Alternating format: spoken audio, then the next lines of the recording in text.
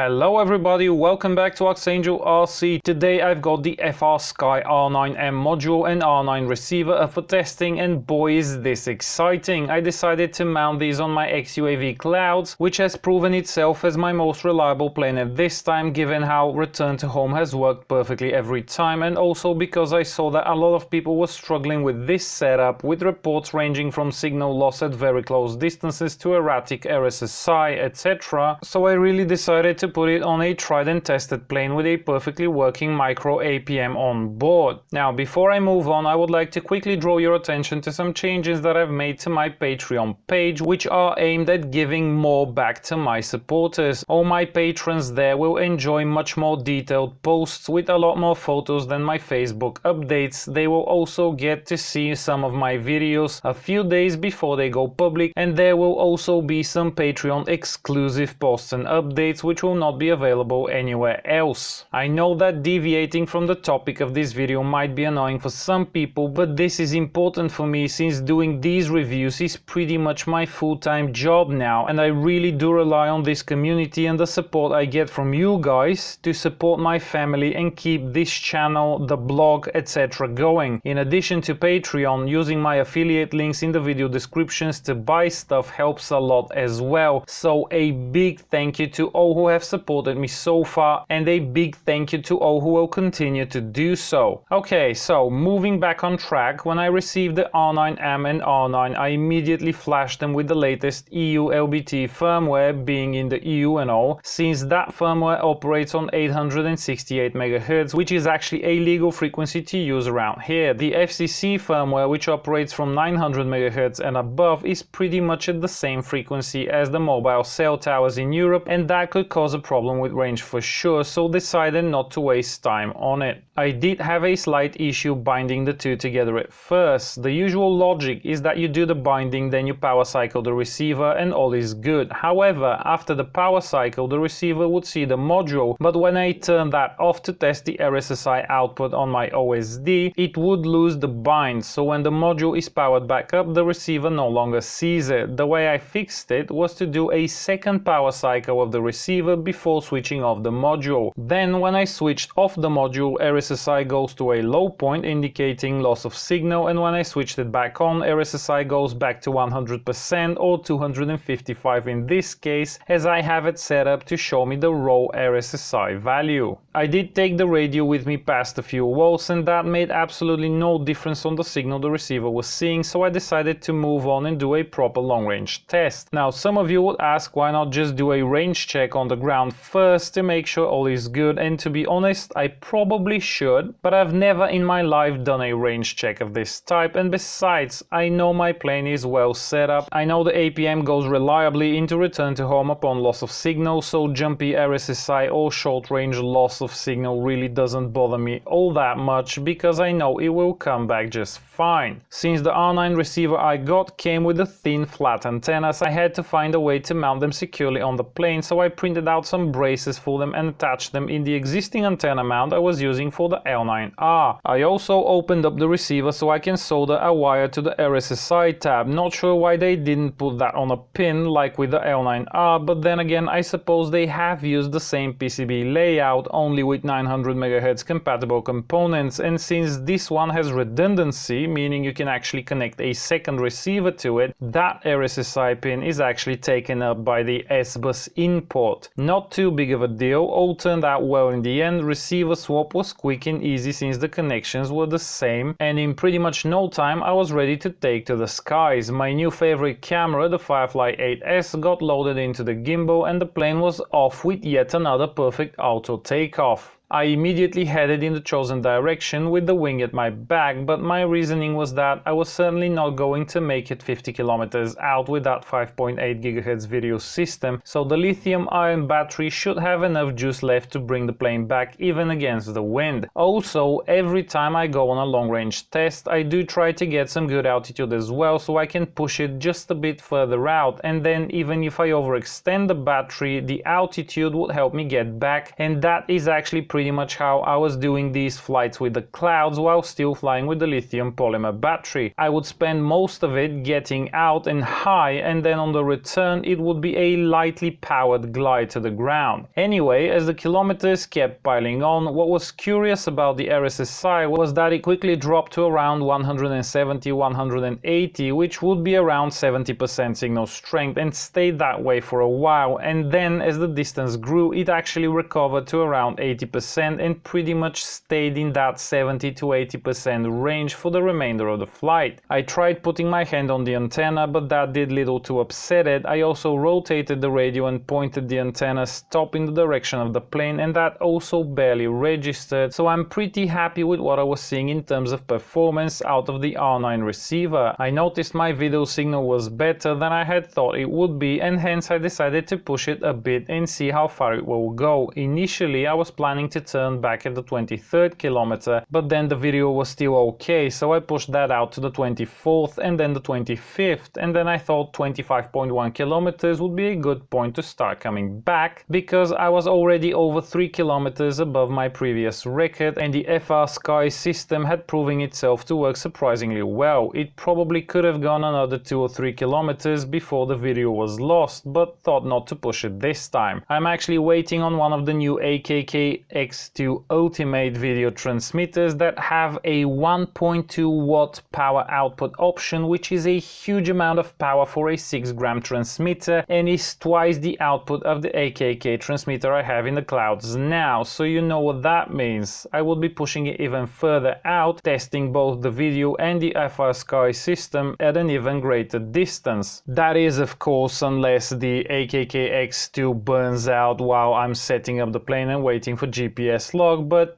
I guess we'll see. It will not go out to 50 kilometers, as I would need 4 times the output for that with my current antennas, but it should get me comfortably over 30 kilometers. Next step would probably be to find a better antenna solution, but all in good time. So there you have it, my first test of the FrSky R9M module and R9 receiver with the EU LBT firmware at the 500 milliwatt power setting was a success, and has, hopefully, proven that the system might even be considered as a proper competitor to the TBS Crossfire. With the smaller R9 Slim and the upcoming R9 Mini receivers, you certainly get a lot of variety and choice for your model, and fingers crossed they all work as well as we now know they can. Now, if you have liked this video, please share, like and subscribe if you haven't already, and consider doing the same on Facebook for more regular updates, and on Patreon for more detailed and exclusive updates. If you have any questions, leave them in the comments below and I will try to answer to the best of my knowledge. All relevant links are in the description below, so check them out. Happy long range flying, folks, and until next time.